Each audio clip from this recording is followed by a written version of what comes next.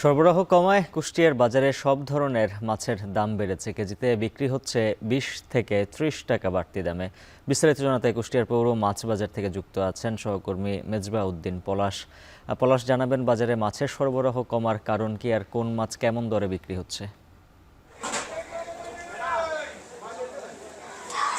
ধন্যবাদ উজ্জ্বল। আমি এই মুহূর্তে রয়েছি কুষ্টিয়ার যে পৌর মাছ বাজার, সেই মাছ বাজারেই রয়েছি।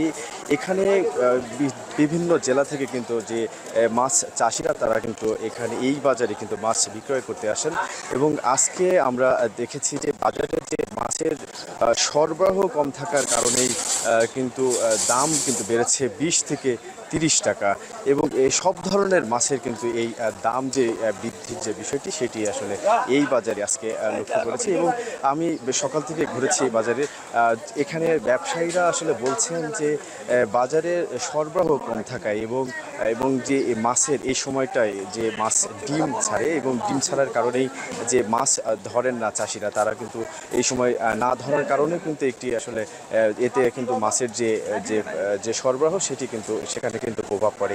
এতেই মূলত যে মাছের যে সরবরাহ এটি আসলে এই বাজারে আজকে যে মাছ রুই মাছ যেটি সেটি আসলে বিক্রয় হচ্ছে 300 টাকা কেজি।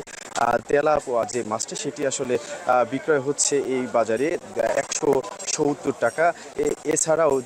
এছাড়াও ইলিশ মাছ আমি এখানে দেখেছি যে কেজি 1 কেজি ওজনের যে ইলিশ মাছ সেটি কিন্তু আসলে বিক্রয় হচ্ছে 2000 টাকা দরে। এবং এছাড়াও আমি দেখেছি যে নদীর যে মাছগুলো রয়েছে সেই মাছগুলো কিন্তু বাড়তি দামেই কিন্তু আসলে বিক্রয় হচ্ছে।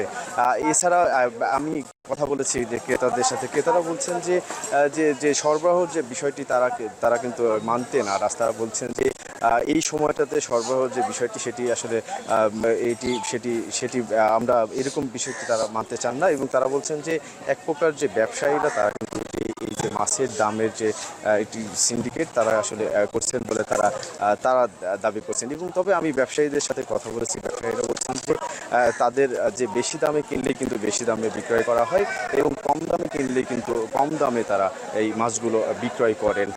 এছাড়াও একটু বলে রাখি যে এই সময়টাতে কিন্তু আমরা দেখেছি যে এই বাজারে কিন্তু সকাল থেকে দেখেছি যে বিভিন্ন জেলা, যেরকম পাশের জেলা মেহেরপুর, চুয়াডাঙ্গা, এছাড়াও যে যশোর, এছাড়া নাটোর, পাবনা সহ জেলার যে বিভিন্ন যে মাছ চাষিরা তারা কিন্তু এই বাজারেই মাছ বিক্রয় করতে আসছেন।